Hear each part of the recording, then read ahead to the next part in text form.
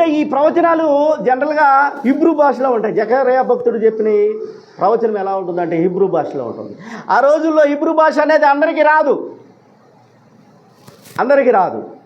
కానీ ఈ హిబ్రూ భాషలో నుంచి ఏం చేశారంటే గ్రీకు భాషలోకి తర్జుమా చేశారు. ఎప్పుడు అదంటే గ్రీకు సామ్రాజ్యము రాజ్యం వెళ్తున్నప్పుడు, గ్రీకు ప్రభుత్వము రాజ్యం వెళ్తున్నప్పుడు హిబ్రూ భాషని బైబిల్ మొత్తాన్ని హిబ్రూ భాషలోకి మార్చినప్పుడు అందుట్లో ఉన్న రహస్యాలన్నీ ప్రజలకు చేరవేయబడ్డాయి. అంటే వాళ్ళకి అర్థమైంది, దేవుడు మన కొరకు రాజును పంపుతాడని ఎదురు చూస్తున్నారు.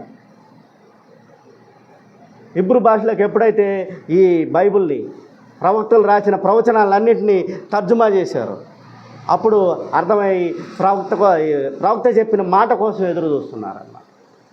దేవుడు వాళ్ళని వెయిట్ చేపిస్తున్నాడు. ఎందుకు వెయిట్ చేపిస్తున్నాడు తెలుసా?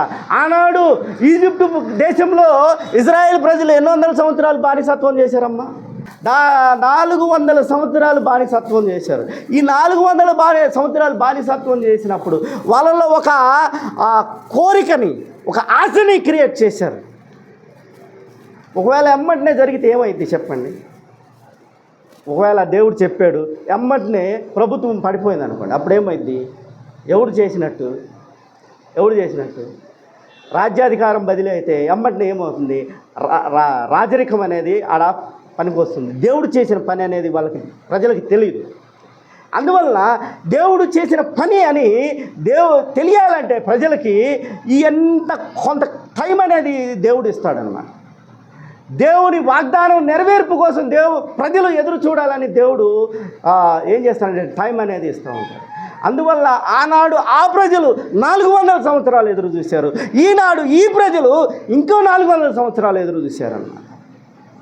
ఎందుకు అంటే వాళ్ళకి శోధనలు కలిగినాయి, బాధలు కలిగినాయి. ప్రతి రాజు చేత హింసించబడ్డారు, శోధించబడ్డారు, దున్నబడ్డారు, హేళన చేయబడ్డారు.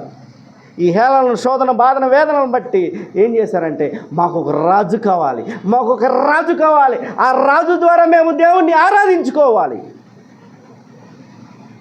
అని వాళ్ళ హృదయాల్లో నుంచి ఏమొచ్చిందంటే ఒక పశ్చాత్తాపంతో కూడిన ఒక మనసు అనేది వచ్చింది. అందువల్ల దేవుడు ఏం చెప్తాడంటే దేవుణ్ణి ఆరాధించేవారు పూర్ణ హృదయంతోనూ, పూర్ణ ఆత్మతోనూ, సత్యముతోనూ ఆరాధించాలి. అప్పుడు వచ్చింది అనమాట. దేవుడు నీకు మేలులు చేయడం లేట్ అవ్వచ్చేమో, అంతిమంగా మాత్రం నీకు మేలులు చేస్తాడు. ఆనాడు ప్రజలు 400 సంవత్సరాలు ఎదురు చూశారు. ఈనాటి ఈ ప్రజలు 400 సంవత్సరాలు ఎదురు చూశారు.